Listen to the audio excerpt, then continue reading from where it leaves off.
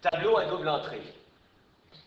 Alors, en statistique, il est intéressant quand on a une distribution très nombreuse, c'est intéressant d'avoir un portrait global de la situation.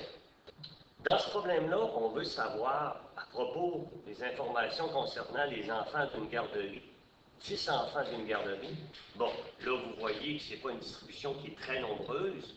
Ce serait trop long d'avoir une distribution, par exemple, d'une centaine de données, mais en statistique, à 10 données, on n'a pas un très bon portrait, mais pour expliquer, ça peut faire l'affaire.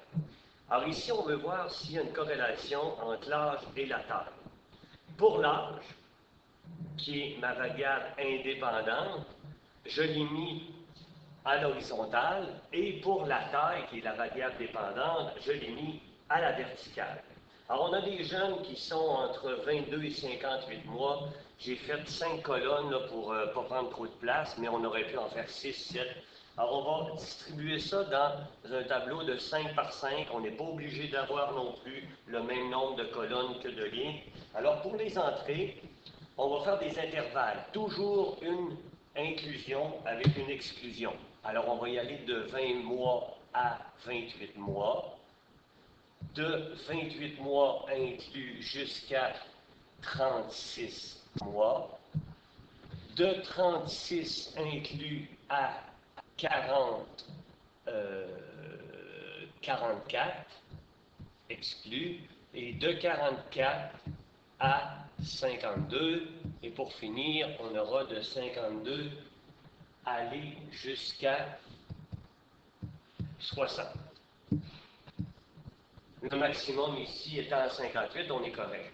Et pour la taille, on a le plus haut est à 105 et le plus bas est à 84. Alors on peut faire de 80, faire des bonds de 5, on va être correct. De 80 à 85. De 85 à 90.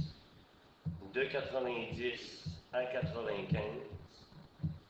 De 95 à 100 et de 100 à 105.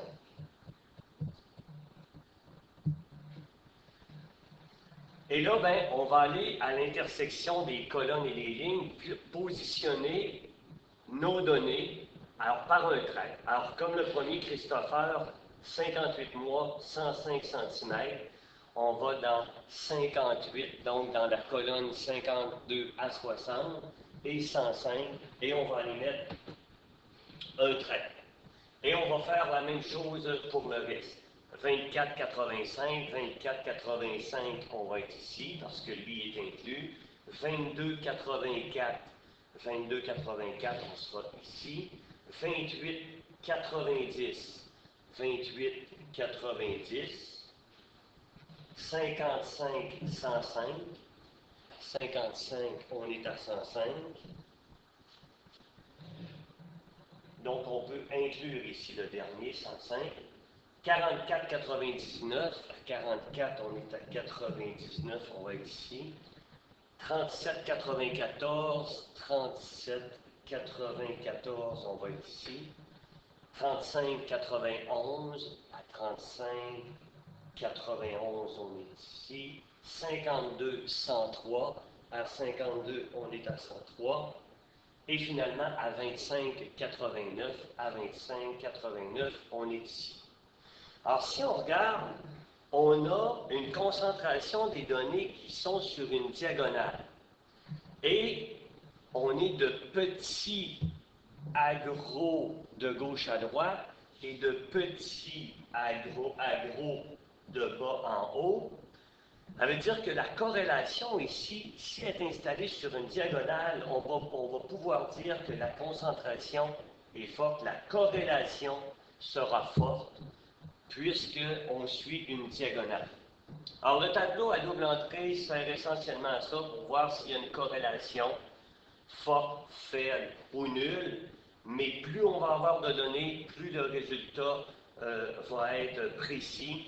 Si nos traits avaient été dispersés partout dans notre tableau, ben, on aurait pu dire que la corrélation est plutôt faible, voire même nulle.